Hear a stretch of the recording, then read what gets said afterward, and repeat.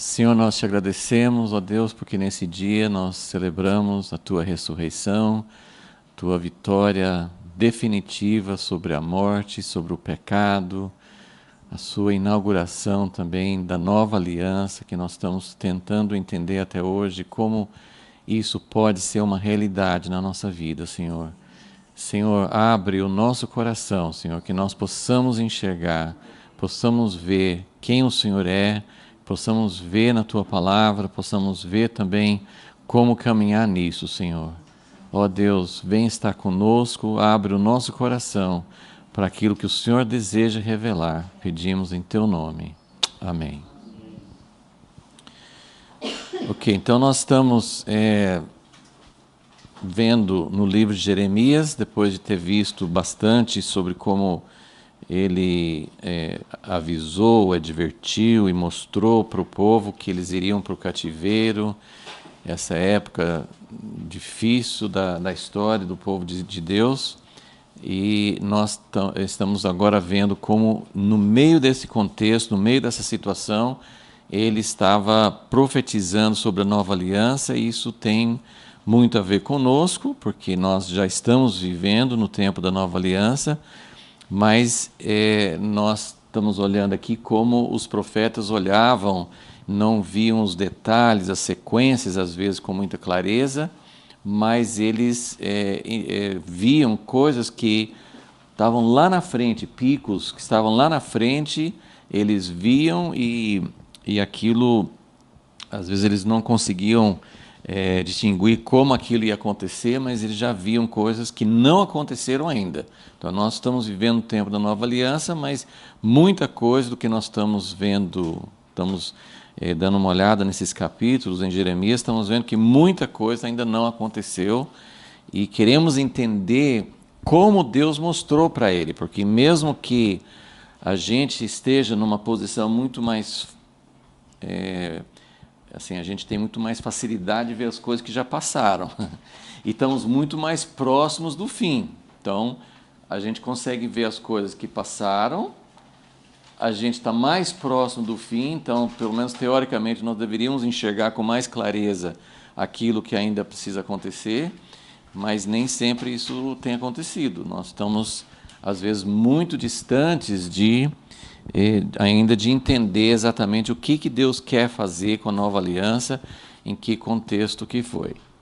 Então, esse aqui é um pedaço do diagrama que vocês têm em mãos, mas é mais para a gente poder mostrar como Jeremias, né, que estava aqui perto desse vale profundo do cativeiro, ele olhava para a restauração e ele via a primeira vinda de Jesus, mas, na verdade, a maioria das coisas, não só Jeremias acontecia isso, a maioria das profecias no Antigo Testamento, eles conseguiam ver muito mais a segunda vinda do que a primeira. E isso até é bom para nós, né? Porque eles viam muita coisa que para nós é importante.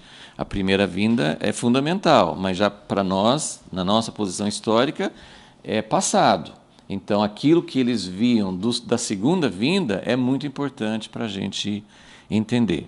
Então, nós já começamos o capítulo 30 de Jeremias, nós vamos reler e avançar um pouquinho. Queremos falar sobre algumas coisas que aconteceram, que estão dentro desse contexto. Para quem não pegou a aula passada, essa folha do esboço, né, está cheia de promessas, né, que nós encontramos nesses capítulos 30, 31, 32 e 33. Até começamos com algumas que tem no capítulo 29. Então, as promessas da nova aliança, que a gente geralmente pega só o que nos interessa, né? A gente pega só a promessa da nova aliança em Jeremias 31, mas tudo que ele está falando aqui é esse contexto que a gente quer ver, porque a promessa da nova aliança veio dentro de um contexto de várias outras coisas, né? E a gente precisa entender isso porque Deus está restaurando Israel, restaurando o entendimento, então tem muitas coisas que a gente precisa entender. Então, só para vocês anotarem. Nós colocamos 27 promessas, não que só tenha isso, são coisas que eu fui lendo e anotando. Algumas podem até ser meio repetitivas, muitas vezes quando repete nesses capítulos a mesma coisa eu não colocava de novo. Esse número não é um número fechado, mas só foram alguns itens que eu fui encontrando. Mas os itens 1, 2 e 3 são encontrados no capítulo 29, né, de Jeremias. Daí nós estamos agora no capítulo 30, que são os itens de 4 a 10. Tá? Então, os itens de 4 a 10 todos são encontrados em Jeremias 30. São para a gente entender tudo que Deus prometeu no contexto da promessa da nova aliança. Então, só vou dar uma relida aqui para a gente seguir a sequência. Jeremias 30, versículo 1. Palavra que do Senhor veio a Jeremias. Assim diz o Senhor, Deus de Israel: escreve num livro todas as palavras que eu te disse. Vem dias. Então, claro que a restauração, mesmo essa primeira restauração, que vem logo depois de Jeremias, depois dos 70 anos, é futuro, vem dias. Só que esse vem dias, como nós vimos, também está falando de outras restaurações futuras. Vem dias, diz o Senhor, em que farei tornar o exílio, ou que mudarei a sorte, o destino do meu povo Israel e Judá. Ele faz questão de falar que a divisão que houve não vai ter mais, ele vai unir Israel e Judá. Tornarei a trazê-los à terra que dei a seus pais e a possuirão. Temos enfatizado isso, mas eu vou falar de novo que a promessa da nova aliança no Antigo Testamento, os dois profetas que falam mais claro sobre isso, que são Jeremias e Ezequiel, contemporâneos. Os dois profetas profetizaram nessa época, um pouco antes do cativeiro e durante o cativeiro. Esses dois profetas colocaram a promessa da nova aliança dentro do contexto de Israel ser restaurado para a sua terra, para receber as promessas que Deus deu desde Abraão. Então, tornarei a trazê-los à terra que dei a seus pais. São essas as palavras que o Senhor disse acerca de Israel e de Judá. Versículo 5. Assim diz o Senhor. Então ele vai dar o contexto, ele fala de restauração, mas ele fala de um tempo ainda, e essas coisas que não ficam muito claras às vezes para nós. Ele está falando de angústia que vem antes da restauração. Essa angústia, a gente falou sobre isso na aula passada, então não vou repetir tudo, mas assim, só entendendo que esses pontos baixos são tempos de angústia. Na verdade, essa última, tem o último vale, né, que é começa no ano 70, mas para o povo de Israel, esse diagrama assim, que está subindo aqui, na verdade, durante 1.800 anos, 1.900 anos, o povo judeu não foi um cativeiro de 70 anos como aqui, como esse primeiro. Foi uma diáspora, um cativeiro, não só num lugar, porque as 10 tribos foram levadas antes para a Síria, e aí no tempo de Jeremias foram levados para a Babilônia. A Síria e Babilônia, as duas regiões são hoje que nós chamamos de Iraque, então são próximas. Mas as profecias, vocês podem encontrar isso em muitos lugares, em Isaías, que foi antes, em Jeremias e nos profetas menores, muitas vezes eles profetizavam: eu vou reunir vocês de todas as nações.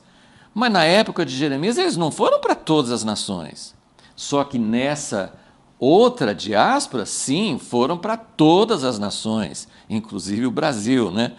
Então tem, e só um parênteses rápido, né? Muita gente no Brasil tem sangue judeu e não sabe, porque na época da colonização do Brasil, os judeus foram expulsos de Portugal, da Espanha também, foram obrigados a se converter ao cristianismo, senão eles morreriam, eram chamados de cristãos novos, faziam só para não morrer, E muita gente aproveitou essa ida, né? Eles foram expulsos também, então muita gente saiu de Portugal e veio para o Brasil, talvez para outros países da América do Sul também, e muitos deles perderam a noção, outros não.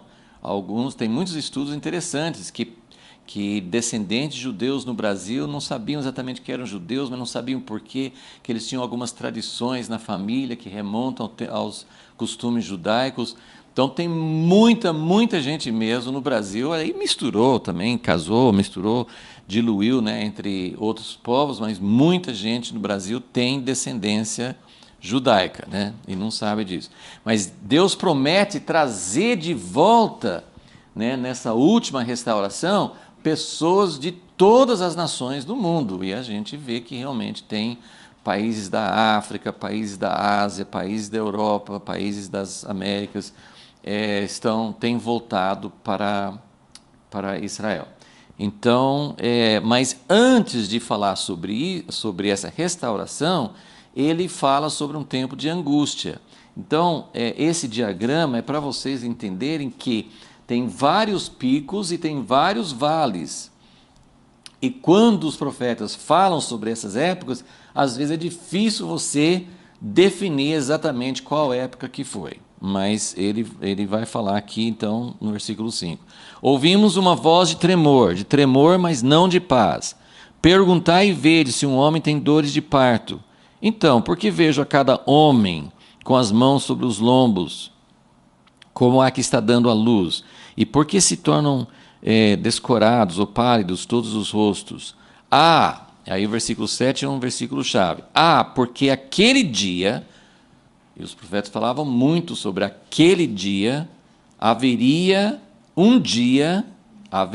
um dia em que as coisas vão mudar, em que Deus vai implantar o seu reino, em que toda esse sobe e desce vai acabar, toda essa contínua quebra de aliança, infidelidade, as coisas que vão se repetindo muitas e muitas vezes, esse tempo um dia vai acabar. Mas antes de acabar tudo isso, vai ter algo muito forte. E é isso que Jeremias está falando.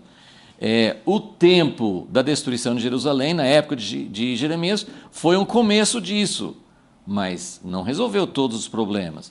A destruição que Jesus falou em Mateus 24, a destruição de Jerusalém que aconteceu depois de Jesus, então Jesus já estava olhando e aplicando muitas profecias de Daniel e de Jeremias, Jesus estava aplicando para o futuro, e isso aconteceu em parte no ano 70. E o diagrama não mostra porque o futuro a gente não tem tanta segurança. Quando fala do passado, a gente sabe, não, aconteceu o cativeiro de Babilônia, aconteceu a destruição de Jerusalém em 70. Agora, ele fala, e esse é o ponto que a gente vai continuar batendo um pouco nessa aula, na aula que vem, é que tem uma restauração completa. Porque essas outras restaurações foram parciais. E até mesmo quando você olha a promessa aqui, eu vou trazer vocês de volta para a terra e vou fazer uma nova aliança. Em síntese, é isso que ele vai falar nesses capítulos. Ele vai assim, olha, vocês estão indo para o cativeiro, a disciplina foi severa, está sendo severa, eu estou sendo muito duro com vocês, mas quando vocês voltarem, vai ser uma volta permanente. Mas a volta não foi permanente depois que voltou de Babilônia. E a volta, depois do ano 70, a volta está sendo na geração nossa, no século passado, a partir de 1948, que Israel se tornou uma nação, tal. Mas mesmo essa volta está cumprindo já o que Deus prometeu? Ainda não, porque ele diz, quando eu trouxer vocês de volta, vocês vão se voltar para mim de todo o coração. Agora você vai para Israel, você vê judeus orando lá no Muro das Lamentações, em outros locais, você vê, existem judeus ortodoxos que estão lá orando, pedindo a restauração, A gente crê que mesmo que eles não tenham ainda entendimento sobre quem é Jesus, quem é o Messias, que eles têm algo, que eles estão buscando a Deus, mas os judeus ortodoxos são uma minoria, mesmo lá na terra de Israel, eles são uma minoria. A grande maioria dos judeus em Israel, como em outras partes do mundo, são judeus, assim, aí você tem todo tipo, tem aqueles que guardam as tradições, guardam a Páscoa, guardam algumas festas, guardam o sábado, eles guardam alguns costumes, tem aqueles que nem guardam, não ligam para nada, não acreditam em nada, né? A gente quando fala assim, um judeu ateu, parece tão contraditório, né? Porque a gente entende judeu como aquele povo que Deus fez uma aliança com ele, mas existem muitos judeus ateus, enfim, então você tem pessoas de toda linha assim, de convicção, não convicção, mas a nação de Israel hoje é uma nação que tem alguns princípios, você percebe que tem princípios que estão ali, mas que a grande maioria da população não tem nada assim em relação à aliança com Deus, nenhuma revelação. Então, a promessa de Deus para Israel ainda não se cumpriu, ok? E nós falamos um pouquinho, eu quero falar um pouquinho mais sobre isso hoje, porque nesse ponto aqui, quer dizer, Israel, isso não está no seu diagrama, mas no diagrama que está impresso aí, tem Israel se tornou nação em 48, tem Jerusalém voltou às mãos a propriedade de Israel em 1967. Agora, nós estamos aguardando esse cumprimento final do que Jeremias viu e muitos outros viram, e no Novo Testamento também fala. Então nós estamos aguardando. Só que a Bíblia fala muito, e é isso que eu quero só tomar alguns minutos agora para mostrar alguns textos que mostram o que precisa acontecer, o que vai acontecer, de acordo com os textos bíblicos, o que vai acontecer antes que tenha esse cumprimento total. Deus prometeu que quando os judeus voltassem para a sua terra, isso é fundamental, os judeus tinham que voltar para a sua terra, e isso já aconteceu, mas algo mais precisa acontecer, porque para Jesus voltar, a nação de Israel, claro que não é todo judeu vivo, mas existe uma profecia de que a nação de Israel, como nação, ou seja, a maioria, vai abrir o coração, vai reconhecer quem é Jesus e vai dizer bendito o que vem em nome do Senhor, né? Que Jesus falou, olha, eu estou indo embora e eu não volto enquanto vocês não falam bendito o que vem em nome do Senhor.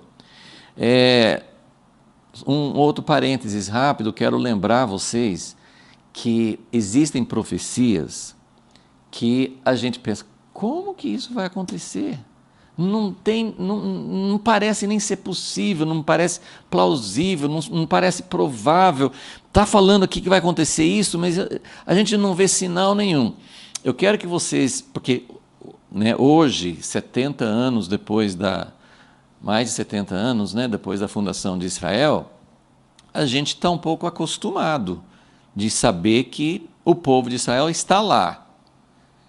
Mas, vamos dizer assim, no início do século XIX, praticamente todo o século XIX, mas no final do século XIX já tinha judeus começando a voltar, não tinha liberdade, não tinha oportunidade assim, mas já tinha um começo. Mas vamos pensar no início do século XIX e atrás, mais ainda, quando os cristãos, quando alguém lia essas profecias, que os judeus voltariam para sua terra, que Jerusalém seria reconstruída, que tudo isso ia acontecer, né? Assim, lógico que tinha pessoas morando lá, mas nós temos registros de escritores famosos, tem um escritor famoso dos Estados Unidos do século XIX, que ele foi fazer uma viagem lá para Israel.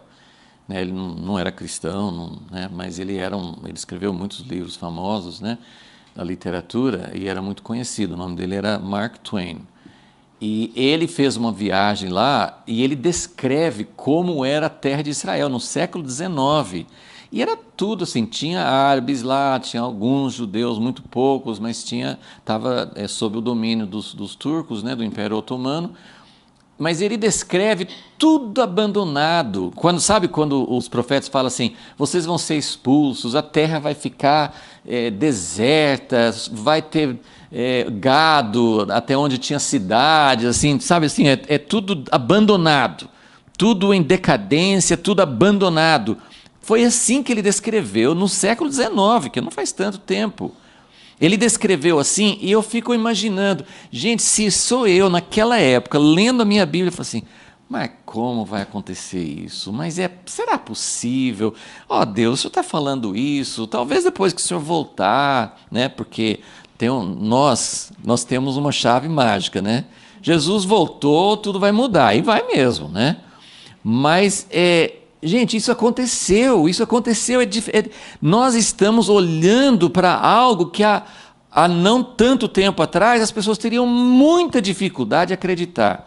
Então, não é maravilhoso você acreditar que a Bíblia previu, a Bíblia tem as profecias, essas profecias antes da primeira vinda de Jesus, profetizando coisas que estão acontecendo somente na nossa geração. Então isso deve nos animar para acreditar que outras coisas que não parecem ser possíveis, não parecem que podem acontecer, vão acontecer, gente. A gente precisa entender outra coisa assim que aconteceu mais recente, que eu lembro assim de garoto, né, para nós assim, né, até hoje, né, as pessoas gostam de falar assim do comunismo, que é a coisa mais terrível e realmente se você olhar o que o comunismo fez e faz, né, é terrível mesmo. Mas quando a Rússia era comunista, metade dos países da Europa eram comunistas, a gente não conseguia imaginar como esse quadro iria mudar. Em 1989, caiu o Muro de Berlim, muita coisa mudou, não mudou em todos os países ainda, mas muita coisa mudou, muitos países que antes não tinham liberdade nenhuma, já têm.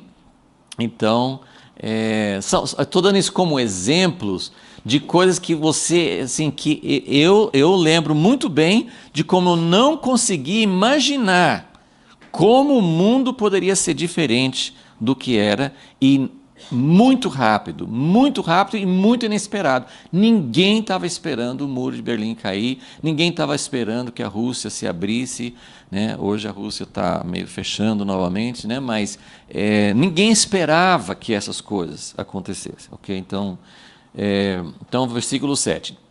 Porque aquele dia será tão grande que não há outro semelhante. Será tempo de angústia para Jacó, mas ele será livrado dela. E lembra que, eu não sei como é que está a sua tradução, mas é importante entender que essa preposição, ele será livrado, não significa que ele não passará pela angústia. Ele será livrado do meio da angústia, ou seja, no tempo de angústia, ele vai passando pelo tempo de angústia, mas o Senhor vai livrá-lo disso.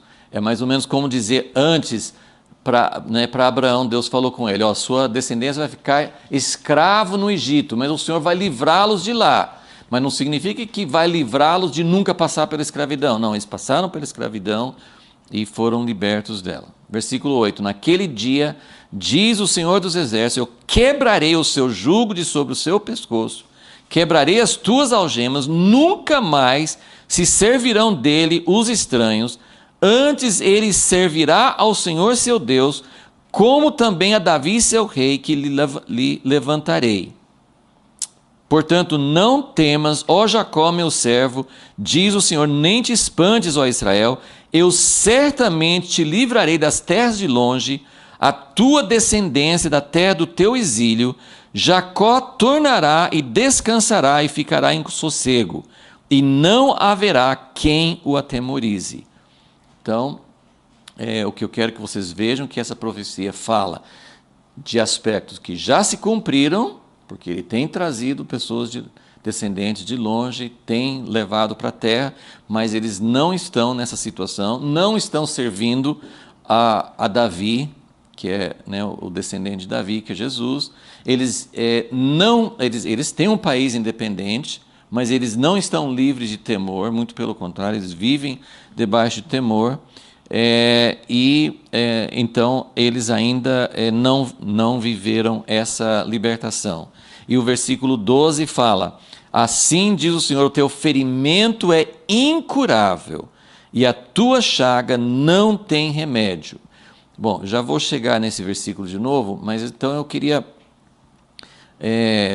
focar mais uma vez no versículo 7, que fala que vai ter um dia terrível como nenhum outro, e que será um tempo de angústia. Essa palavra é muito forte, não é um incômodo passageiro, não é uma tristezazinha que a gente suporta. Essa angústia aqui é uma angústia muito profunda, muito terrível. Mas no meio disso, a gente leu alguns textos domingo passado para mostrar que no meio disso nós somos, o povo dele é aperfeiçoado. Então eu quero mostrar alguns textos rapidinho sobre uma palavra que é usada várias vezes nos profetas, e as traduções variam muito, então talvez a sua nem use essa palavra. Mas eu vou mostrar, é a mesma sempre, esses textos que eu vou falar, a maioria usa a mesma palavra, e é a palavra que é chamada controvérsia. Deus tem uma controvérsia. E o ponto que a gente vai ver depois nos outros capítulos, mas o ponto principal é: Deus vai restaurar seu povo. Ele vai, ele está profetizando aqui, ele vai fazer uma nova aliança. Essa nova aliança não vai ser incapaz de aperfeiçoar. Em Jeremias 31 ele fala assim: não é como a aliança que eu fiz quando tirei vocês do Egito, que vocês fizeram aliança comigo, vocês se tornaram minha esposa, mas vocês não foram fiéis a mim. A igreja geralmente entende: Deus vai fazer uma nova aliança, não precisa mais da lei. Sim, tem esse aspecto da lei, a diferença da lei no Antigo Testamento e a graça na nova aliança. Mas a questão que Deus foca não é tanto assim: eu dei uma lei, mas agora eu não ligo mais para a lei. É mais ou menos assim, porque infelizmente nós sempre vamos para extremos, Então a lei não era capaz de nos aperfeiçoar, então todo mundo fica assim debaixo de um jugo, tem que guardar a lei. Agora Jesus veio, graças a Deus que não tem mais lei, a gente pode comer qualquer coisa, a gente pode, vai para um nutricionista que você vai saber que você não pode comer qualquer coisa, Mas assim, eu posso comer qualquer coisa, eu posso fazer o que eu quiser em qualquer dia, não tem mais que guardar um dia, não tem um lugar específico que é sagrado, todos os lugares são iguais. E, enfim, assim, a gente vai assim, nós não precisamos mais guardar. E o que Deus está falando, isso a gente vai, estou falando agora, mas a gente vai falar isso mais quando chegar no capítulo 31, Deus não está falando assim: eu dei uma lei, mas aquela lei... Imagina Deus falando assim: eu dei uma lei, mas aquela lei não é verdadeira. Ué, Deus deu uma lei? Ele falou assim: sede santos porque eu sou santo, eu quero que vocês guardem. E agora, assim, de repente Deus fala assim: não, eu não ligo se vocês guardam ou não guardam. Não, Deus não está falando isso. Deus está falando assim: antes a lei era fora de vocês, vocês não conseguiam guardar, mas eu vou escrever a lei no coração. Então é a mesma lei, Só que antes era uma coisa que a gente sentia uma obrigação de guardar, hoje é uma coisa que a gente quer guardar porque está no nosso coração. Não aconteceu isso totalmente ainda, Porque a gente tem o Espírito Santo está tentando, como se Deus não conseguisse, mas tem a questão da nossa permissão. Então, quando eu falo assim, o Espírito Santo está tentando, não é que o Espírito Santo não consegue, mas o Espírito Santo está tentando escrever no nosso coração, mas nós ainda estamos resistindo. Então, Deus tem uma controvérsia. Isso é um assunto muito amplo, mas eu só quero que vocês vejam alguns lugares, assim, rapidinho, onde os profetas usam essa expressão. Deus tem uma controvérsia, Deus tem uma contenda. Essa palavra é controvérsia, contenda. Às vezes as Bíblias traduzem como acusação, mas é mais como se fosse um processo. Deus está abrindo um processo para, sabe assim, para levar a gente diante do juiz, assim. Deus está abrindo um processo, Deus está julgando. Então, é claro que Jesus pagou o preço desse julgamento, dessa condenação, mas, mais uma vez, não é que Deus não quer que haja uma solução. Deus quer uma solução, Ele tem uma contenda. Ele diz, eu tirei vocês do Egito e vocês não foram fiéis. Tem vários lugares, a gente não, eu vou só pontuar alguns lugares bem rápido, mas Deus fala muitas vezes, eu tirei vocês do Egito, eu dei tudo para vocês, qual defeito que seus pais ou que vocês acharam em mim? Por que vocês estão me abandonando? Né? Quando tem um divórcio, né? Hoje em dia as pessoas geralmente falam assim, eu estou me divorciando porque eu não quero mais, pronto, né? Mas geralmente o divórcio tem que ter uma causa, né? Qual que é a causa? O que o marido está fazendo? O que a esposa está fazendo? Por que eu quero acabar? Então Deus está falando, por quê? Por que vocês não querem mais? Então Deus tem uma controvérsia. E a vinda de Jesus, a segunda vinda, é para colocar um fim nessa controvérsia. Deus tem uma controvérsia. Com quem Deus tem uma controvérsia? Essa controvérsia é bem mais ampla, mas eu vou reduzir hoje para duas situações, tá? Então vamos lá. Miqueias, profeta Miqueias, capítulo 6.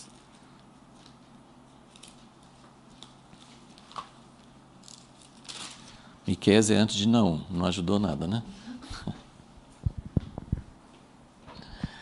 Miqueias, capítulo 6. Versículo 1. Ouvi agora o que diz o Senhor. Levanta-te, contende com os montes, e ouçam os outeiros a tua voz. Ouvi, montes, a contenda do Senhor. É essa a palavra. Ouvi, montes, a contenda do Senhor, e vós, duráveis fundamentos da terra, porque o Senhor tem uma contenda ou uma controvérsia. Com quem? Com quem que é essa? Assim, eu vou focar em dois aspectos da controvérsia, tá? Então, o primeiro aspecto é Deus tem uma controvérsia, uma contenda, ele tem um litígio, ele tem uma discussão, ele tem uma causa que precisa ser julgada e que precisa trazer uma solução para isso. Deus fala muito nos profetas a respeito de um divórcio, mas Deus não fala assim, bom, pronto, divorciei, mandei embora, agora vou procurar outra pessoa. Não. E aí, esse é o ponto principal que nós precisamos entender nas Escrituras. Ainda que nós, gentios, fôssemos incluídos, Deus não rejeitou o seu povo. Romanos 11, Paulo faz essa pergunta, Deus rejeitou o seu povo? Não. Seu povo falando de Israel. Então, mas tem uma contenda, e essa contenda precisa ser resolvida.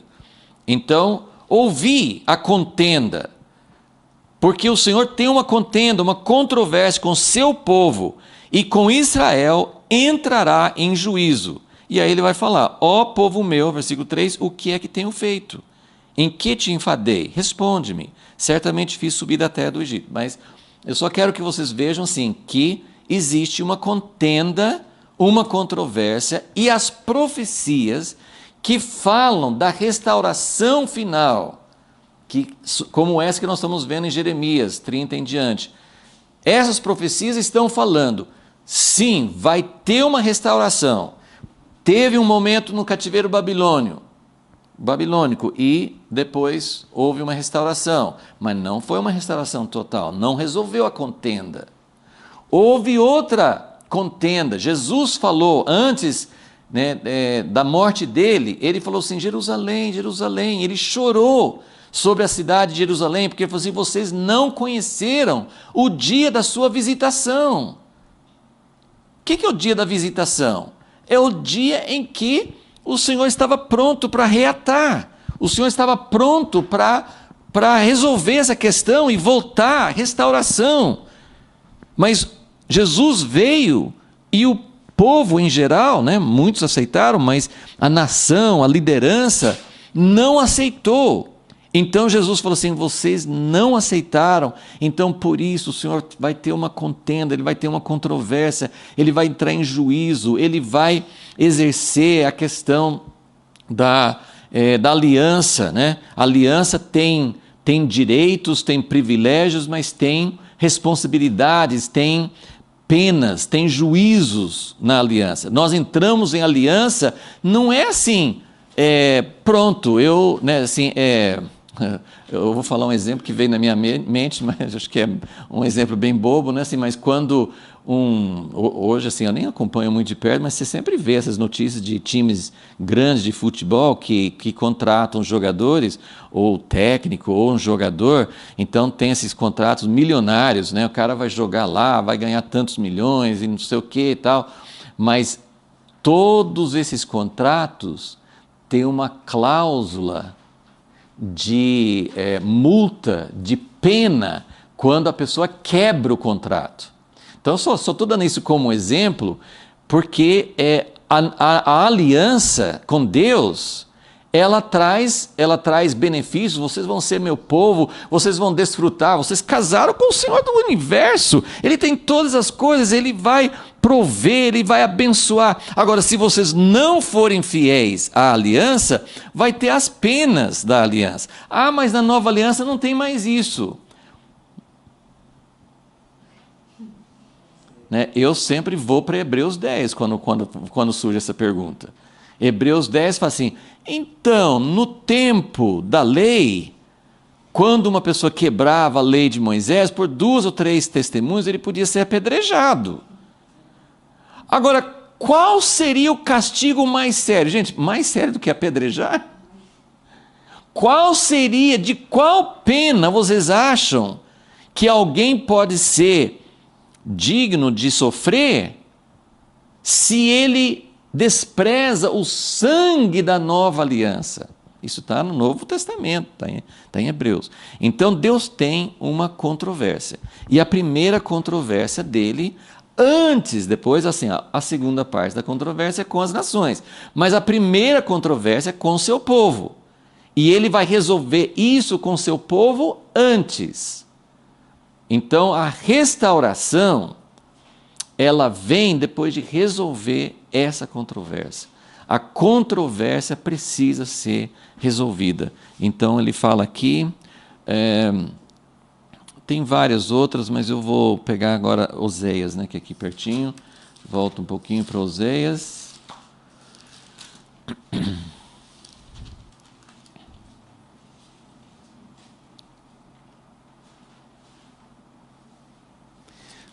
Oséias 12,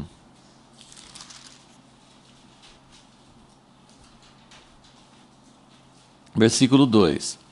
O Senhor também, vamos ler o versículo 1. Efraim se apacenta de vento, segue o vento leste o dia todo.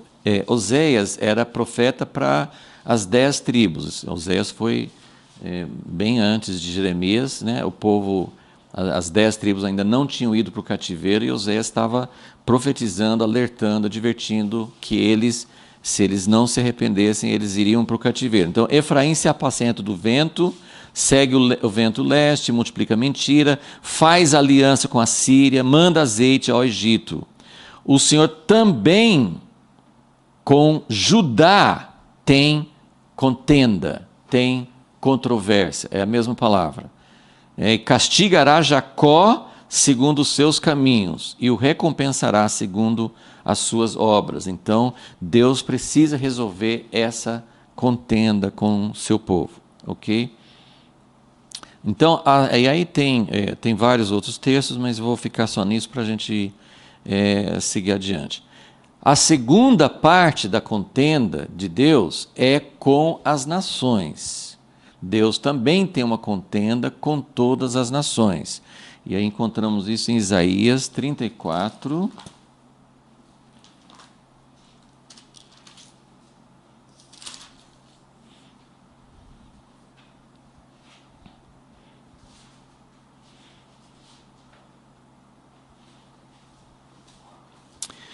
34, versículo 8.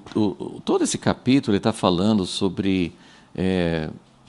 só para vocês verem o contexto, no versículo 1, de Isaías 34, ele fala: Chegai-vos, nações, para ouvir, vós, povos, escutai. Ouça a terra e a sua plenitude, o mundo e tudo que produz. O Senhor está indignado contra todas as nações. A sua ira está sobre todos os exércitos delas. Ele as destruirá totalmente, as entregará à matança. Né? Então, versículo 8 ele fala: Porque será um dia de vingança para o Senhor, um ano de retribuições pela controvérsia de Sião. Pela controvérsia de Sião. Então, primeiro lugar, então tem tantos e tantos textos que falam sobre isso, às vezes não usam essa palavra controvérsia, mas em muitos textos você tem essa ideia, que o Senhor vai entrar em juízo, que o Senhor vai julgar. Porque o que Deus faz? Lembra, quando Israel peca, Deus envia juízo. Alguns juízos são da natureza, não ter chuva, né, ter doenças e tal. Mas o juízo, a disciplina que Deus mais usa com Israel são as outras nações. Só que depois que as outras nações vêm e quebram tudo e destroem e matam, Deus fala assim: mas agora eu vou entrar em juízo com a nação que fez isso. Então Deus, e eu sempre falo assim, nossa, que engraçado, né? Deus manda Nabucodonosor, ou Assíria, ou Roma, né? Destruir, depois fala assim, agora porque você fez o que eu queria, vou acabar com você. Mas não é exatamente isso, tem uma lógica muito mais profunda, uma justiça muito mais profunda do que isso. Mas a questão que eu quero que vocês vejam é aquele princípio de 1 Pedro 4. Nós precisamos viver em santo temor diante de Deus, porque a vinda de Jesus vem, é um dia que nós esperamos, é um dia de alegria, é um dia que Ele vai mudar a natureza, Ele vai curar, Ele vai tirar tudo que tem de errado, de doença, de morte, de poluição, de destruição. Ele vai tirar tudo isso, Ele vai implantar um reino perfeito. Então nós esperamos o dia do Senhor e nós devemos esperar, e é um dia de muita expectativa. E hoje, que é o domingo da Páscoa, a ressurreição aponta para isso. Né? O fato de Jesus ressuscitar é a nossa esperança. É porque Jesus ressuscitou que nós cremos que Ele vai voltar e que Ele vai ressuscitar os mortos e Ele vai vencer a morte de uma vez por todas. Então, a ressurreição de Jesus é a primícia, é a primeira prova de que tudo isso vai acontecer. Mas a Bíblia fala muito assim, como vocês devem viver, tendo em vista que, quando Jesus voltar, né, Hebreus fala assim, todas as coisas serão abaladas, ou em outros lugares falam, né, Ele vem para tomar vingança sobre aqueles que não obedecem. Então, você tem essas duas coisas, né, assim, na nossa expectativa, a vinda dele para implantar a perfeição, mas como sempre temos falado, é impossível. Pense, só num exemplo muito simples, você tem uma casa caindo aos pedaços, você compra um terreno que tem uma construção, e é assim, um barracão. Assim, como que você vai construir algo perfeito ali sem tirar o que está tudo danificado? Assim, né? Tem casas que você pode reformar, né? Você faz uma pintura, né, tal. A estrutura não está ruim, mas quando é tudo errado, o alicerce está errado, as paredes foram feitas erradas, o telhado está errado, tudo está errado. Então, como que você vai construir algo perfeito sem tirar o imperfeito? Então, essa é a ideia assim, de que o reino de Deus só pode vir diante da remoção, diante de tirar tudo que é ruim, senão Jesus vai voltar. Enquanto Deus não resolve sua controvérsia, isso aqui teria a tendência de continuar. Porque tem restauração, mas não é completa. Então vai acontecer de novo. Então, por isso que os profetas dizem assim, vem juízo, depois do juízo vem restauração, mas tem uma restauração que vai ser completa, definitiva. Mas para ter uma restauração completa e definitiva, precisa ter um dia de resolver a controvérsia, porque se não resolver a controvérsia, não vai acontecer aquilo que Deus está esperando. Isaías também 51.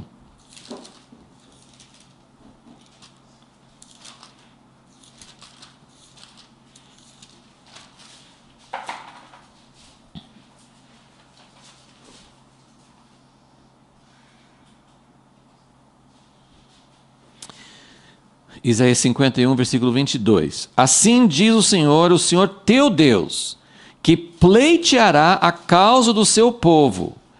Eu tomo da tua mão o cálice do atordoamento, o cálice do meu furor. Então, eu quero que vocês vejam que antes Deus precisa tratar com o povo dele. E isso tem uma aplicação específica para a nação de Israel, mas também para toda a igreja. Então, ele fala, eu vou julgar as nações, mas antes de julgar as nações, eu preciso tratar com vocês. E aí ele fala assim, mas aí chega o momento em que, pronto, vocês foram tratados, vocês foram purificados, eu resolvi a minha controvérsia com vocês, agora eu vou tratar com todas as nações. Então eu tomo da tua mão o cálice do atordoamento, o cálice do meu furor, nunca mais dele beberás, mas pô-lo-ei nas mãos dos que te entristecem, que dizem à tua alma, abaixa-te para que passemos sobre ti. E tu puseste as tuas costas como chão e como rua para os que passavam. Então antes eles tinham que deitar e os outros passar por cima, mas agora ele vai resolver. E essa palavra, no versículo 22, que pleiteará a causa é a controvérsia, né? Então ele vai resolver a controvérsia do povo dele. Então agora vamos para Zacarias, que tem uma descrição bem completa, não vou ler o texto todo, mas eu quero que vocês vejam aqui uma das profecias mais claras que nós temos sobre o que vai acontecer no tempo do fim.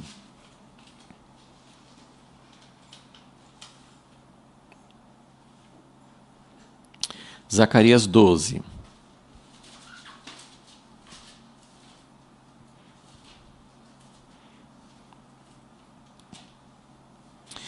Versículo 1. É esta palavra do Senhor acerca de Israel. Diz o Senhor, o que estende o céu, funda a terra e forma o espírito do homem dentro dele. Porei a Jerusalém como um copo de atordoamento para todos os povos em redor, e também para Judá, durante o cerco contra Jerusalém. Naquele dia farei de Jerusalém uma pedra pesada para todos os povos. Todos os que a erguerem certamente serão feridos, e ajuntar-se-ão contra ela todas as nações da terra. Então, o que ele está dizendo? Que ele vai levar o povo dele. A gente não tem tempo, assim, esses 3 capítulos, 12, 13, 14, ele vai descrevendo uma sequência em que, lembra que Zacarias ele já tinha passado esse cativeiro. O profeta Zacarias está aqui, depois do cativeiro. Mas ele está dizendo, naquele dia, sempre olhando para assim, tem vários dias de juízo, mas tem um dia. E por isso que a gente está colocando assim, né? Um tempo de controvérsia no fim, tempo de angústia. Deus tem uma controvérsia com Israel e Deus tem uma controvérsia com as nações. E Deus tem uma controvérsia com a igreja, né? Podemos incluir também, né? Só um parêntesezinho, né? Assim, né? Deus tem uma controvérsia também com a igreja. Então, Deus tem uma controvérsia porque a aliança dele não está sendo seguida. E ele precisa purificar isso. Agora, eu não sei dizer o que vai acontecer exatamente, como que Deus vai trabalhar com a igreja antes da volta dele, como que Deus... Tem muitas coisas que parece que acontecem quase na vinda de Jesus. Eu só queria... Vamos continuar lendo aqui um pouquinho, talvez a gente pule algumas coisas, mas aqui esse capítulo 12 de Zacarias é tremendo, porque ele descreve muita coisa que está acontecendo hoje.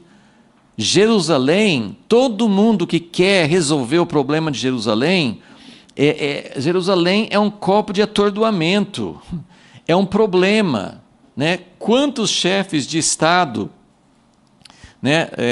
Os Estados Unidos está tentando, eles vão liberar um plano de paz ainda esse ano, né?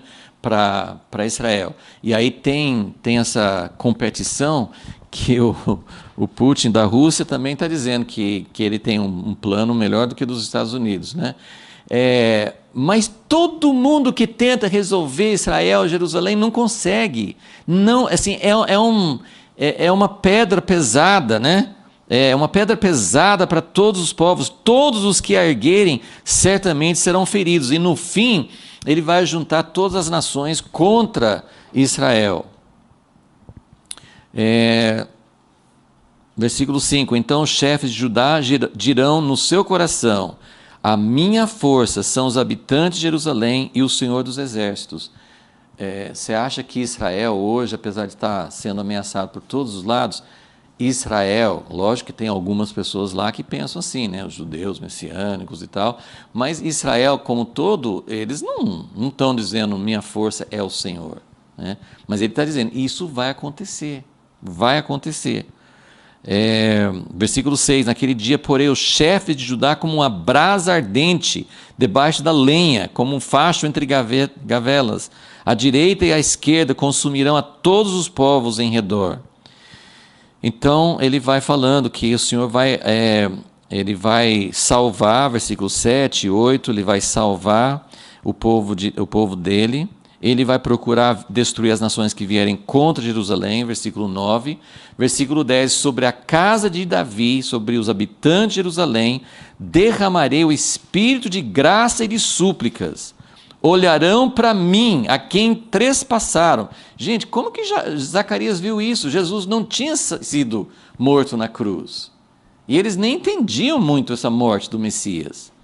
E Zacarias profetiza, Zacarias 12, 10, eles olharão para mim, a quem trespassaram, prantearão como quem pranteia por seu filho único, e chorarão amargamente por ele, como se chora pelo primogênito.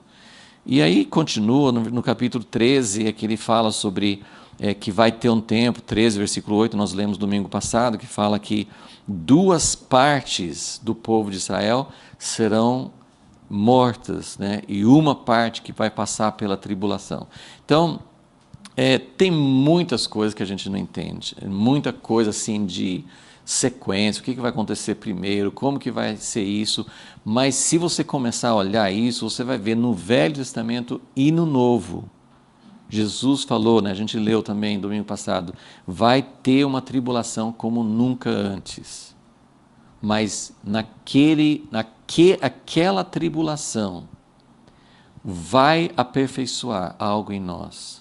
Nós olhamos para a igreja hoje, nós olhamos para Israel hoje, nós estamos dizendo, Deus não está contente com Israel, eles estão na terra deles, mas Deus não está contente. A aliança não foi resolvida, a controvérsia não foi resolvida. Nós olhamos para a igreja, tem muita gente orando, tem muita gente buscando, graças a Deus a igreja não é um povo que está toda apostatando, que está todo mundo... Não, tem muita gente, provavelmente muito mais do que a gente imagina. Mas quando a gente olha para a igreja, assim a gente sabe, tem muita coisa que fere profundamente a Deus, que Ele também está perguntando, o que eu fiz? Por que vocês não confiam? Por que vocês não vivem do meu lado? Então, Deus tem uma controvérsia.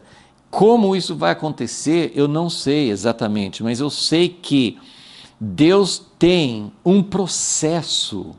Deus tem um processo. É isso que ele está falando em Jeremias. A esperança, ele estava num momento de pior, de menos esperança, de pior época, assim, Jerusalém ser destruída.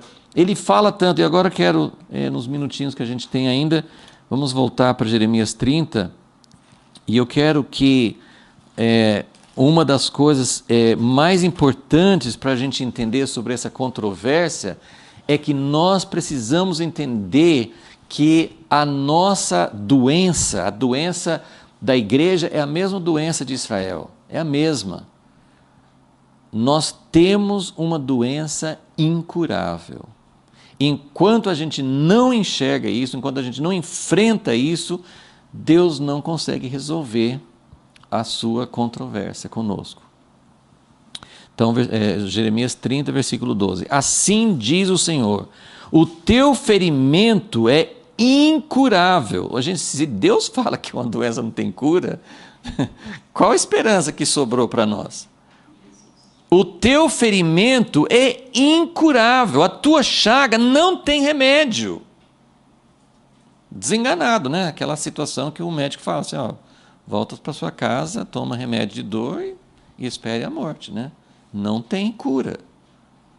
Não há quem defenda a tua causa, não existe remédio para a tua ferida. Ele repete, vocês estão indo para o cativeiro porque vocês têm uma doença. Vocês têm uma coisa que leva vocês a se afastar de mim. Vocês têm uma coisa que faz vocês serem infiéis à aliança. E não tem cura isso. Não tem cura. Não há quem defenda a tua causa. Não existe remédio. Não há cura para ti. Versículo 14. Todos os teus amantes se esqueceram de ti e não perguntam por ti. Quem que é amante aqui no contexto?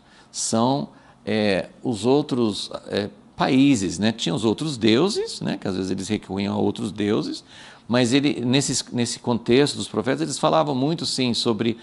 Eles iam buscar ajuda no Egito, na Síria, né? Então, teus amantes... O amante é aquele que toma o lugar do verdadeiro marido, né? Então, os teus amantes não estão te ajudando, né? Você achou que você podia ter socorro, né? E o grande amante do ser humano é dinheiro, recursos nossos, algum tipo de governo que vai resolver a situação da economia, que vai resolver, né, não que não possa melhorar, mas eu estou falando assim, a esperança do povo de Deus não é nessas coisas, né? A gente vê assim, o quanto, quando tem essas comoções políticas, né? Um governo que fez tudo errado, aí entra outro prometendo um monte de coisas, e às vezes as pessoas colocam muita esperança nisso, né? Então, toda a esperança no homem, né? Jeremias fala isso sim, você vai confiar no braço do homem? Você vai confiar em alguma esperança humana? Então ele fala assim, teus amantes se esqueceram de ti, não perguntam por ti, porque eu te feri. Deus só fala assim, a ferida, por que a sua ferida é incurável? Porque fui eu que fiz. Não é uma ferida assim que surgiu por acaso. Eu feri você. Porque te feri com ferida de inimigo.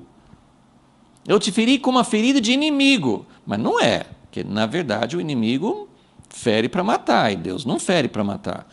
As feridas de Deus, mas ele falou assim, é tão severa a ferida que parece que eu estou sendo inimigo. E muitas vezes nos profetas, Lamentações, ele fala, o próprio profeta fala assim, Deus, o Senhor se tornou inimigo nosso.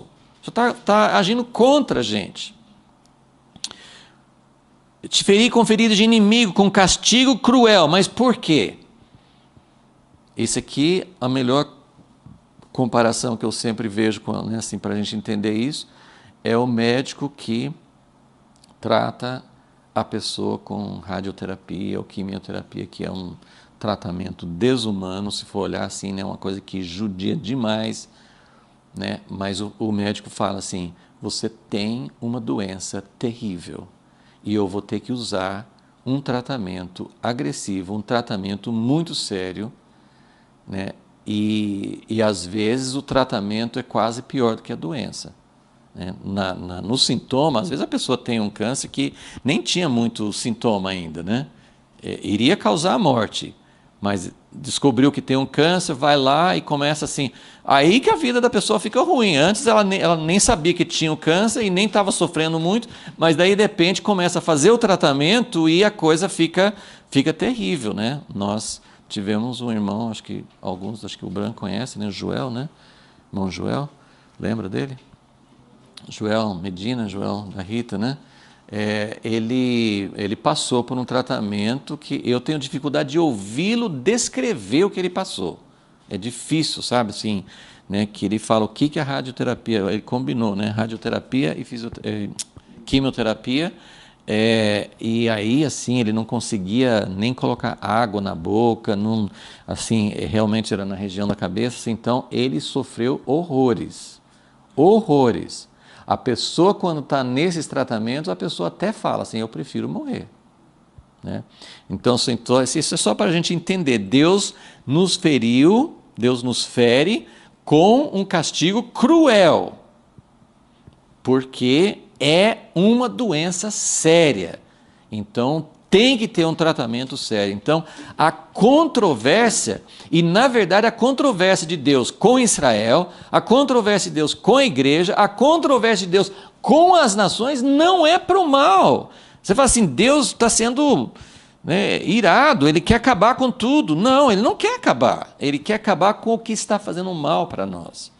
Então, o juízo de Deus, e por isso que nós precisamos orar e clamar a Deus por nós e por todas as pessoas à nossa volta, para que o tratamento venha para a nossa vida agora, enquanto é tempo, e acabe com o mal dentro de nós, para que quando Jesus vem para implantar o seu reino, ele não encontre em nós algo que precisa ser destruído.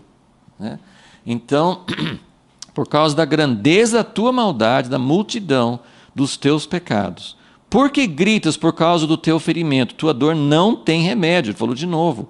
Por causa da grandeza da tua maldade, da multidão dos teus pecados, eu fiz estas coisas.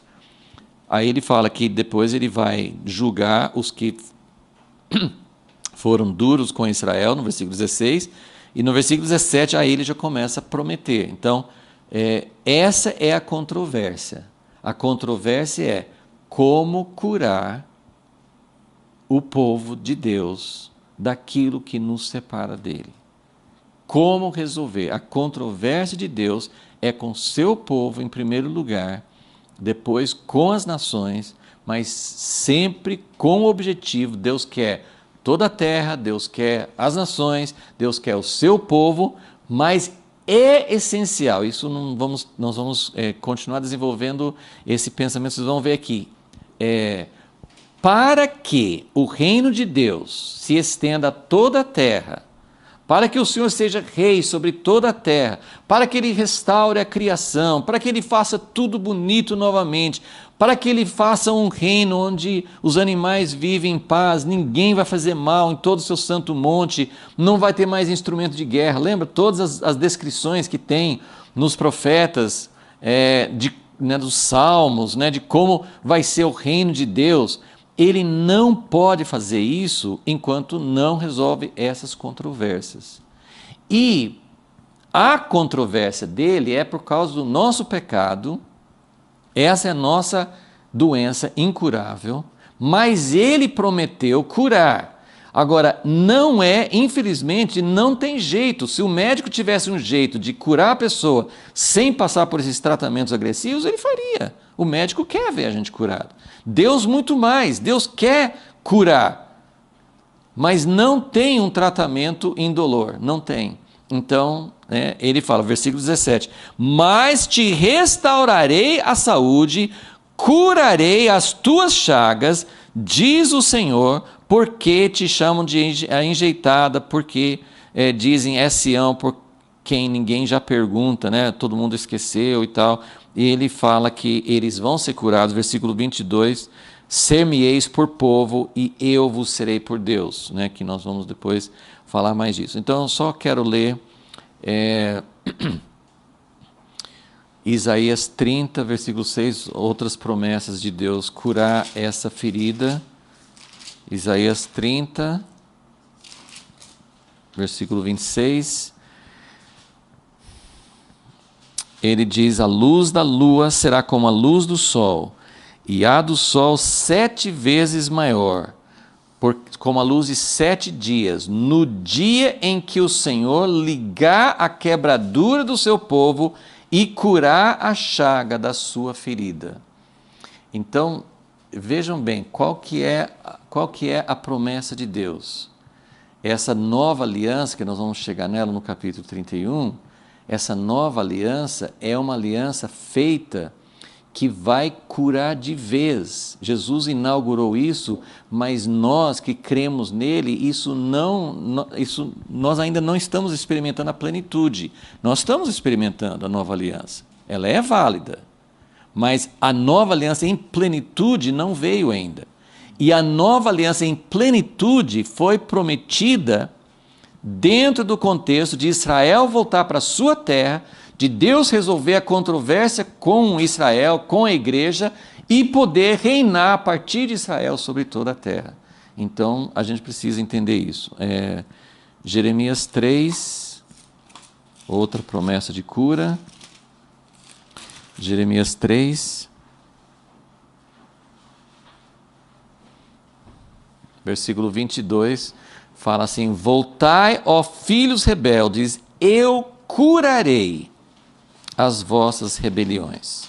Eis-nos aqui, vimos a ti, porque tu és o Senhor nosso Deus. Então, gente, vinde a mim, todos que estáis cansados e oprimidos, eu vos aliviarei.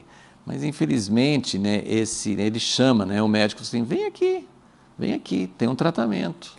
Você tem uma doença incurável, mas tem um tratamento. Enquanto você acha que tem outra solução, você vai buscar outras curas. Mas quando a gente fala assim, Jesus fala: vinde a mim.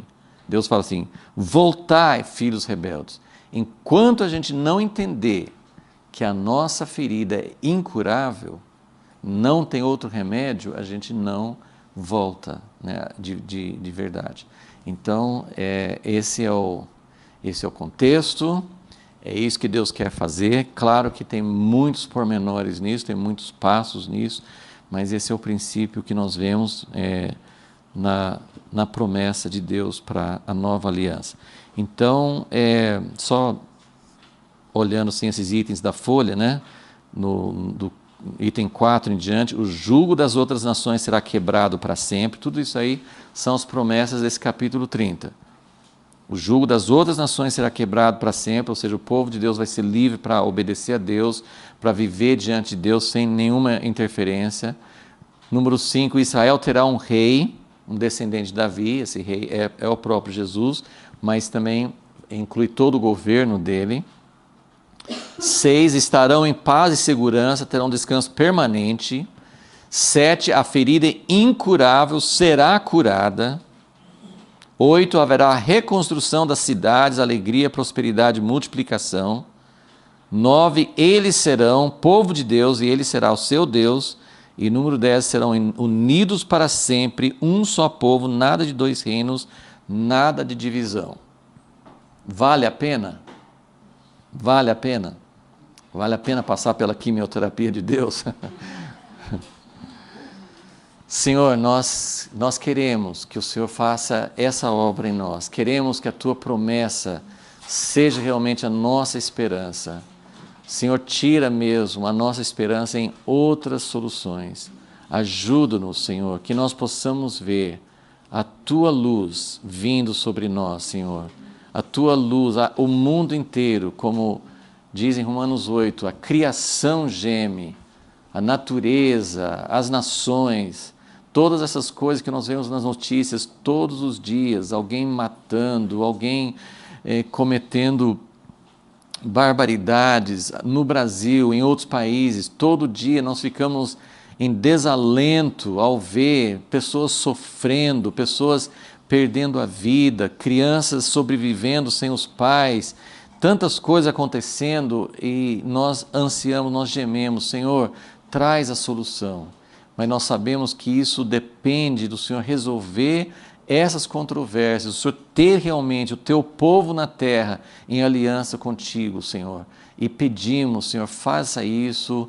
Nós não sabemos exatamente como essas coisas vão acontecer, mas nós queremos fazer parte, queremos que o Senhor faça desde agora, porque quem sabe se o Senhor tratar conosco desde agora, nem viram um câncer tão grande, nem uma coisa tão insolúvel, Senhor, mas que o Senhor possa tratar conosco, com tua igreja, com teu povo de Israel e preparar o caminho para que o Senhor possa realmente voltar, Senhor. Esse é o nosso anseio. E mais uma vez, obrigado pela esperança que nós temos em Ti, Senhor. Amém.